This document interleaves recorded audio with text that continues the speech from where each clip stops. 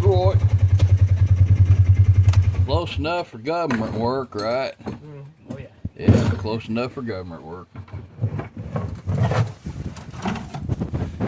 Well, nobody's ever going to accuse us of having a barn full of fixed up old tractors. Ours are just using every day for stuff tractors. We do need to wash them up, clean them up a bit, don't we? And we don't own these here UTVs just for fun. This thing is used on the daily grind every day. Get some corn.